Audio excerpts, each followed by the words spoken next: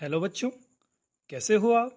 मेरा नाम है अंकित सिंह परमार और आज हम आ चुके हैं क्विक रिवीजन सीरीज के chapter number 3 P block elements पे, जहां हम आज ब्रीफ रिवीजन करेंगे ग्रुप 14 एलिमेंट्स का। सो यहाँ पे मैंने दो हाइलाइटर्स का इस्तेमाल किया है।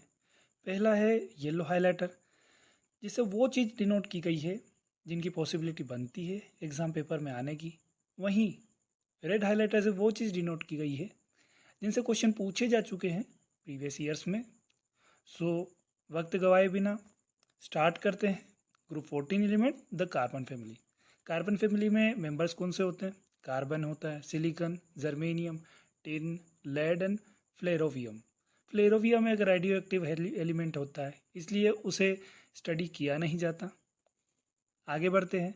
Naturally occurring carbon consist of two stable का आइसोटोप। पहला होता है कार्बन 12 और दूसरा होता है कार्बन 13। ये दोनों स्टेबल आइसोटोप होते हैं नेचुरली। वहीं एक और तीसरा आइसोटोप होता है कार्बन 14, जो कि रेडियो एक्टिव होता है और रेडियो एक्टिव कार्बन डेटिंग में यूज़ होता है, जिसकी हाफ लाइफ 5770 ईयर्स होती है। आगे बढ़ते हैं। Silica. Silica is the second most abundant element, 27.7% by mass. यानी सिलिका एल्यूमिनियम के बाद सेकंड मोस्ट अबंडेंट एलिमेंट होता है। आगे बढ़ते हैं। Ultra pure form of germanium and silicon are used to make transistor and semiconductor devices. Germanium और silicon का अल्ट्रा प्योर फॉर्म ट्रांजिस्टर और सिलिकॉन सेमीकंडक्टर बनाने में यूज़ होता है, बिकॉज उनकी प्रॉपर्टी सेमीकंडक्टर से मिलती है। देखिए, सेमीकंडक्टर्स में टेम्परेचर बढ़ने पर रेजिस्टेंस कम हो जाता है और ये जर्मेनियम और सिलिकॉन में बखूबी प्रॉपर्टी होती है। आगे बढ़ते हैं। Electronic configuration. इलेक्ट्रॉनिक कन्फिगरेशन होता है NS2 NP2। वहीं कोल एंड रेडियस अब यहाँ पे आता है। देखिए, कोल एंड रेडियस इंक्रीज करता है फ्रॉम कार्बन टू सिलिकॉन। वहीं सिलिकॉन टू लेड ये स्मॉल इंक्रीज होता है रेडियस में, because of presence of completely filled DNF orbitals in heavier members. इसके कारण। वहीं आगे बढ़ते हैं। Ionization enthalpy. First ionization enthalpy of group 14 member is higher than group 13 member. ये चीज़ मैंने पीरियोडिक टेबल में समझा चुका हूँ, बिकॉज अब ये आगे बढ़ते हैं। In general ionisation enthalpy decrease करती डाउन द ग्रुप। वहीं स्मॉल डिक्रीज होता है सिलिकॉन टू जर्मेनियम। वहीं टिन में germanium to tin slight increase होता है from silicon to germanium, germanium to tin, और tin to lead slight increase होता है। क्यों? Because of poor shielding effect of intervening DNF orbitals and increase in size. यहाँ पे transition contraction और लेंथेन contraction का कॉन्सेप्ट लगेगा, और साइज इंक्रीज भी करती है, इसलिए आयनाइजेशन एंथैल्पी डिक्रीज करेगी सही। अब आता है इलेक्ट्रोनेगेटिविटी। स्मॉल साइज होने के कारण इलेक्ट्रोनेगेटिव होते हैं, और इलेक्ट्रोनेगेटिविटी इनकी डाउन द ग्रुप जाने पर डिक्रीज करेगी। आगे बढ़ते हैं। Physical properties. फिजिकल प्रॉपर्टीज में पहले all members of group 14 are solids. सारे सॉलिड्स होते हैं।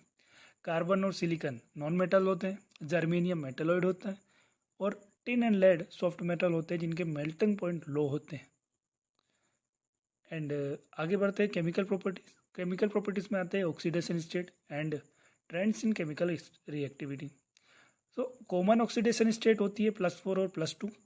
+4 टॉप अपर वाले एलिमेंट्स में स्टेबल होती है। वहीं +2 tendency to show +2 increases down the group, जैसे जर्मेनियम डर्मेनियम से टिन, टिन से lead. Because of inert pair effect, जहाँ पे NS electron, outer NS electron रिलेक्ट करते हैं, यानी बॉन्डिंग में पार्टिसिपेट नहीं करते। क्यों? बिकॉज ऑफ जो होती है स्क्रीन इफेक्ट होता है, वो लेस इफेक्टिव होता है और इफेक्टिव न्यूक्लियर चार्ज बढ़ जाता है, जो आउटर NS इलेक्ट्रॉन को रोक देता है बॉन्ड फॉर्मेशन के पार्टिसिपेशन में। आगे बढ़ते हैं। यहाँ पे कुछ हाइब्रिडाइजेशन भी यूज़ करना है। sp3d2 हाइब्रिडाइजेशन होता है SiF6 डाइनेगेटिव, GCl6 डाइनेगेटिव, SnOH6 डाइनेगेटिव। आगे बढ़ते हैं। Reactivity towards oxygen. So oxygen में देखिए, सिलिकॉन ऑक्साइड हाई टेम्परेचर पे ही स्टेबल होगा, प्रेजेंट होगा। वहीं कार्बन डाइऑक्साइड, सिलिकॉन डाइऑक्साइड और जर्मेनियम डाइऑक्साइड ये एसिडिक होती है क्योंकि ये नॉन मेटल्स से बनी है या मेटल से बनी है। आगे बढ़ते हैं। टिन ऑक्साइड और लेड ऑक्साइड डाइऑक्साइड एम्फोटेरिक होती है। एंड मोनोऑक्साइड में कार्बन मोनोऑक्साइड न्यूट्रल होती है। जर्मेनियम ऑक्साइड डिस्टिंक्टली एसिडिक होती है, एसिडिक नेचर होता है। वहीं tin and lead oxide amphoteric होती है क्योंकि एम्फोटेरिक मेटल्स होते हैं। आगे बढ़ते हैं। देखिए ग्रुप 14 में मोस्ट एसिडिक डाइऑक्साइड किसका होगा? कार्बन का। कॉमनली फाउंड +2 ऑक्सीडेशन स्टेट सबसे ज़्यादा किस में होगी? लेड में। और यूज एज सेमीकंडक्टर किसका होता है? जैसे सिलिकॉन और जर्मेनियम का। आगे बढ़ते हैं। वाटर से रिएक्टिविटी, कार्बन, सिलिकॉन और जर्मेनियम तो वाटर से इफेक्ट होंगे नहीं। टिन स्टीम को डिकम्पोज कर देता है टिन ऑक्साइड में और हाइड्रोजन रिलीज कर देता है। एंड लेड है, लेड वाटर से अनइफेक्टेड होता है because of protective formation of oxide layer. आगे बढ़ते हैं। Reactivity towards halite halogen. So दो तरह के हेलाइट्स बनते हैं। पहला है MX2 टाइप एंड दूसरा है MX4 टाइप। सो MX4 टाइप के जो कोलेंट जो हेलाइट्स होते हैं वो कोलेंट नेचर के होते हैं। sp3 हाइब्रिडाइजेशन होता है, टेट्राहेड्रल शेप होता है। एंड यहाँ पे कुछ एक्सेप्शंस होते हैं जैसे SNF6 एंड PbF4 होता है। देखिए इसका कारण क्या होता है? कारण होता है PbF4 का कि यहाँ पे ये आयनिक क्यों होते हैं। देखिए जो फ्लोरीन होता है, फ्लोरीन का रिड्यूसिंग नेचर बहुत वीक होता है, यानी वो अपना इलेक्ट्रॉन देगा नहीं। सो PbF4, देखिए Pb क्या होता है, अपनी टेंडेंसी शो करता है टू फॉर्म Pb+2 बिकॉज वो वहाँ ज़्यादा स्टेबल होता है, +2 ऑक्सीडेशन स्टेट वहाँ पे। सो यहाँ पे क्या होता है कि फ्लोरीन का रिड्यूसिंग नेचर कम होने के कारण जो Pb होता है वो अपना इफेक्ट शो नहीं कर पाता और Pb+4 में ही रह जाता है। आगे बढ़ते हैं। PbI4 क्यों नहीं एग्जिस्ट करता? अब इसका जो आयोडीन होता है, आयोडीन का जो रिड्यूसिंग नेचर होता है वो ज़्यादा होता है। सो ये इलेक्ट्रॉन दे देगा और Pb+4 को +2 में कन्वर्ट करवा देगा। यहाँ पे एक और होता है कि एनर्जी रिलीज नहीं होती, इनफ एनर्जी, जिससे कि 6s2 मॉलिक्यूल एक्साइट हो सके, ये भी एक कारण दिया जाता है। वहीं स्टेबिलिटी ऑफ डाईहेलाइड इंक्रीज करते डाउन द ग्रुप। बोल दिया किस लिए? जैसे GeX4 is more stable then GeX2। वहीं PbX2 is more stable than PbX4 due to inert pair effect. जैसे एक्सेप्ट CCl4 जितने भी टेट्राक्लोराइड्स होते हैं वो इजीली हाइड्रोलाइज हो जाते हैं वाटर से by because central atom can accommodate lone pair of electron from oxygen atom of water in d orbital. देखिए कार्बन में क्या होता है, कार्बन में डी इलेक्ट्रॉन नहीं होते। सो वहाँ पे जो हाइड्रोजन से ऑक्सीजन से जो लोन पेयर आने वाले उनको अकोमोडेट करने के लिए स्पेस नहीं प्रेजेंट होता है, सो CCl4 हाइड्रोलाइज नहीं होता है। वहीं बाकी के सारे जो टेट्राक्लोराइड्स है वो उनमें डी ऑर्बिटल प्रेजेंट होते हैं, वैकेंट डी ऑर्बिटल प्रेजेंट होते हैं। उनमें उनमें हाइड्रोजन का जो ऑक्सीजन का लोन पेयर है वो अकोमोडेट हो जाएगा और वहाँ पे बॉन्ड फॉर्मेशन कर लेगा या हाइड्रोलाइसिस कर लेगा। जैसे SiCl4 से SiOH4 कैसे बनता है ये दिया गया है, इसको देख लीजिए। वहीं एक और क्वेश्चन आता है कि SiF6 नोन है, SiCl6 क्यों नहीं होता है? तो इसका सिंपल सीधा जो रीज़न होता है वो स्टेरिक हिंड्रेंस होता है क्योंकि SiCl में Cl की जो साइज़ होती है बड़ी होती है फ्लोरीन से। सो वहाँ पे स्टेरिक हिंड्रेंस लगेगा साइज़ के कारण।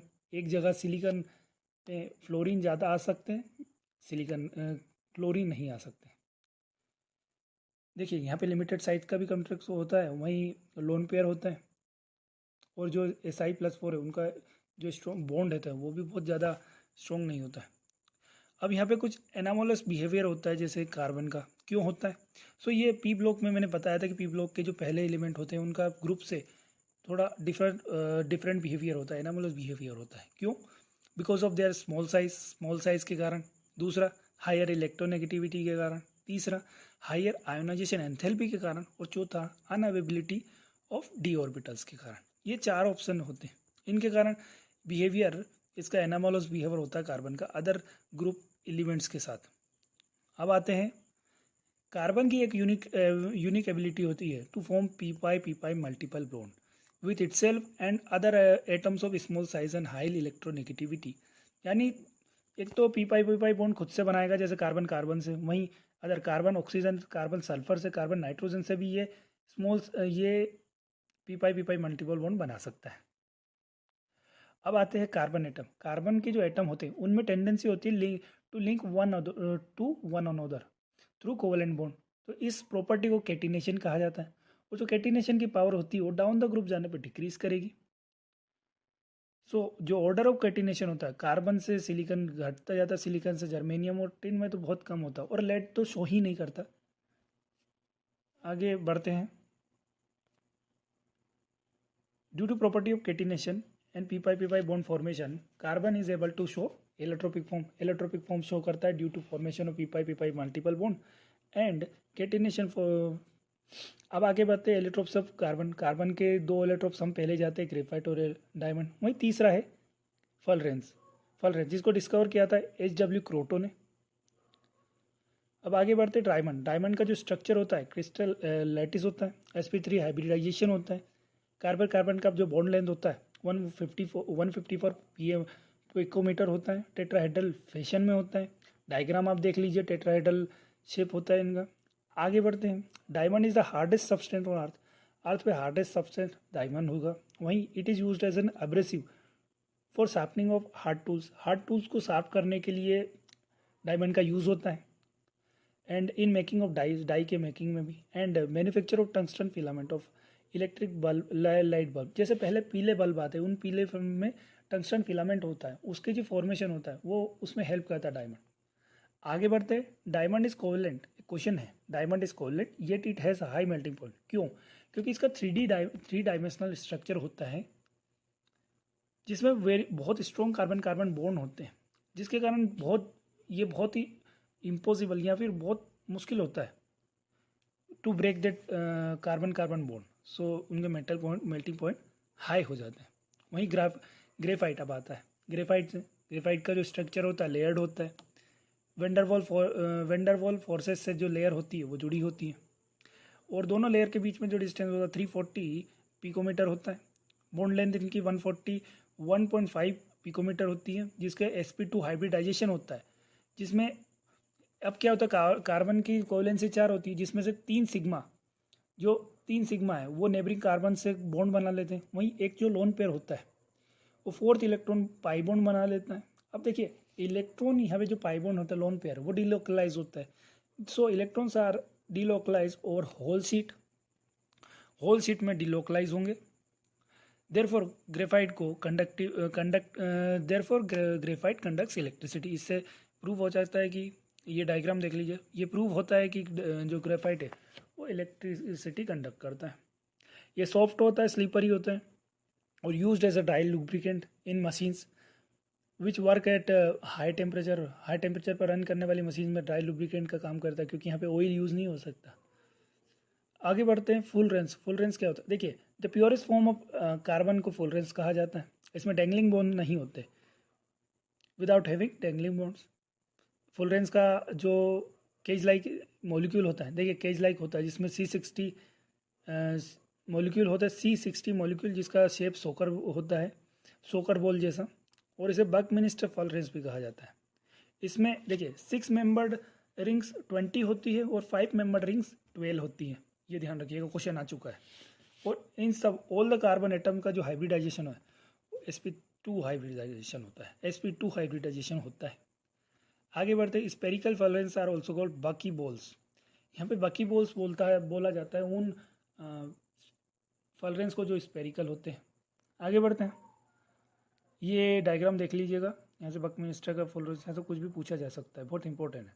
वही थर्मोडायनेमिकली ये माना जाता है कि जो graphite is more stable allotrope of carbon. Allotrope का जो कार्बन होता है, जैसे कार्बन है, कार्बन का एलोट्रोप सबसे ज़्यादा थर्मोडायनेमिकली कभी कोई स्टेबल तो वो ग्रेफाइट है, क्योंकि इसकी बॉन्ड फॉर्मेशन जो होती है वो जीरो मानी जाती है।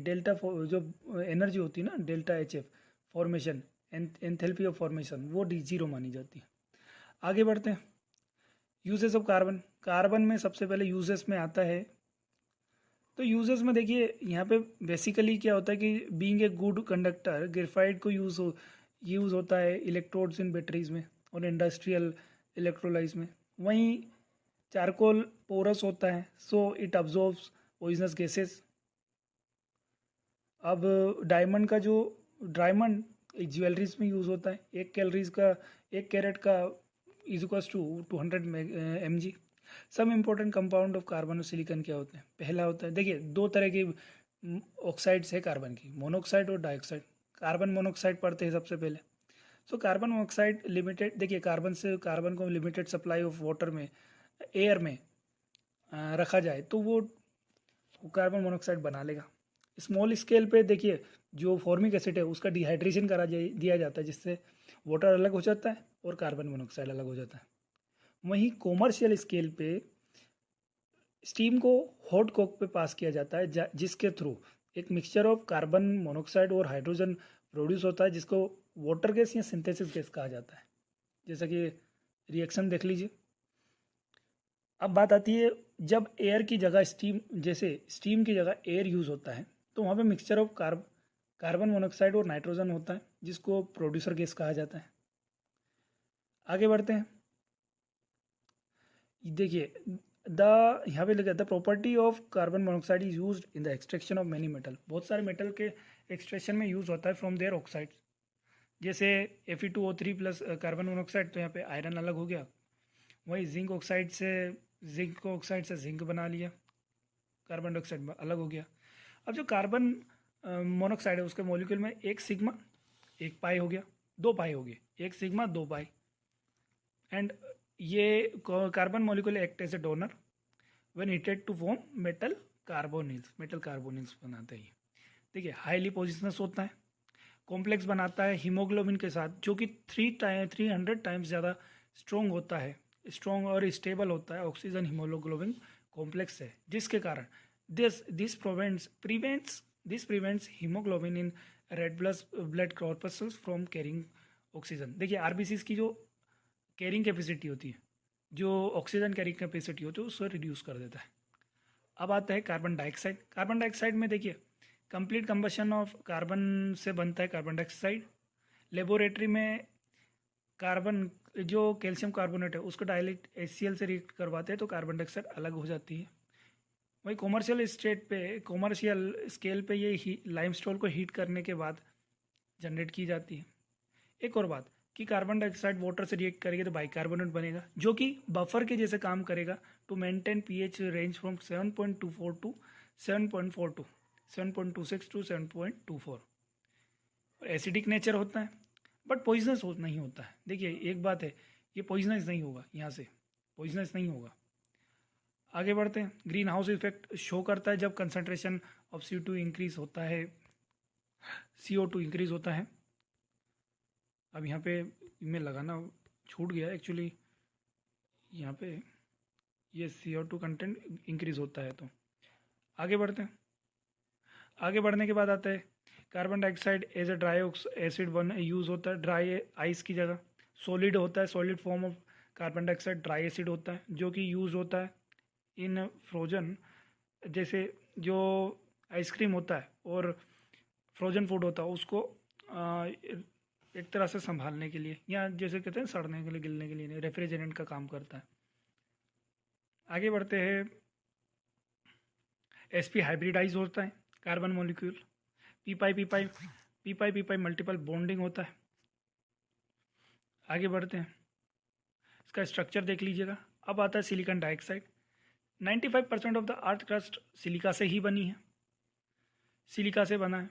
अब इसमें क्या होता है, एक नेटवर्क ऑफ सॉलिड होता है जिसमें एक सिलिकॉन एटम, डायग्राम से समझते हैं, एक सिलिकॉन एटम 4 ऑक्सीजन से जुड़ा होता है टेट्राहेड्रली। और इसको एंटायर को जायंट मॉलिक्यूल कहा जाता है, जायंट मॉलिक्यूल कहा जा सकता है क्रिस्टल को। आगे बढ़ते हैं। देखिए सिलिका वैसे तो किसी से नॉर्मली रिएक्ट करता नहीं, ऑलमोस्ट नॉन रिएक्टिव है, बट जैसे हाइड्रोजन फ्लोराइड या जिसको कहते हैं सोडियम हाइड्रोक्साइड, यहाँ पे ये इनसे रिएक्ट कर लेता है। सोडियम हाइड्रोक्साइड से रिलीज करने के बाद Na2SiO3 बनाता है, वहीं HF से रिएक्शन करके SiF4 बनाता है। अब यहाँ पे कुछ यूजेस होता है, जैसे सिलिका जेल ड्राइंग एजेंट के जैसे काम करता है और सपोर्ट करता है क्रोमेटोग्राफिक मटेरियल्स में।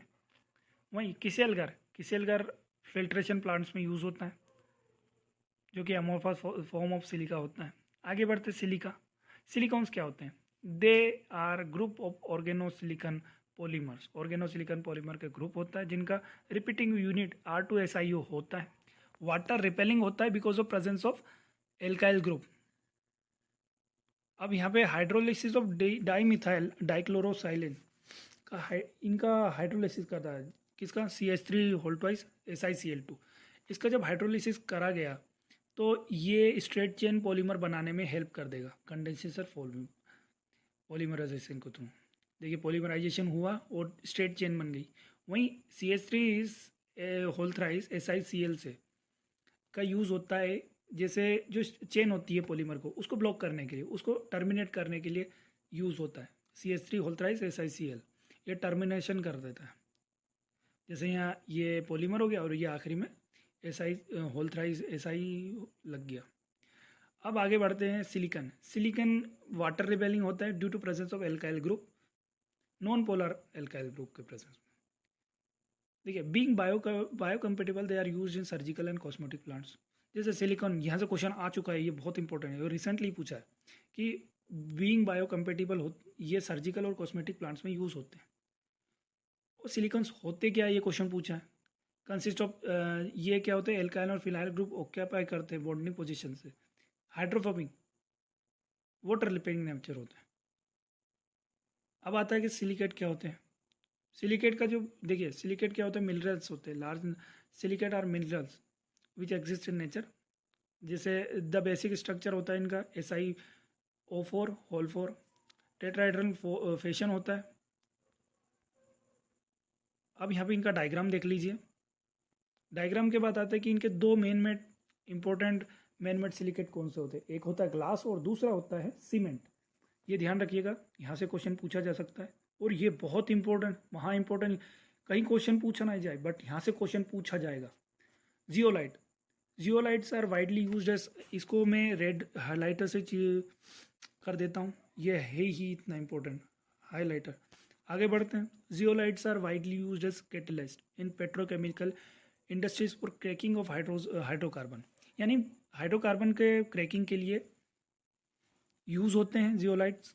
वहीं ZSM5 एक टाइप ऑफ जियोलाइट होता है जो अल्कोहल को डायरेक्टली गैसोलीन में कन्वर्ट करता है। एक एक लाइन बहुत इंपॉर्टेंट है, कहीं से पूछा नहीं जाए, यहाँ से पूछा जा सकता है।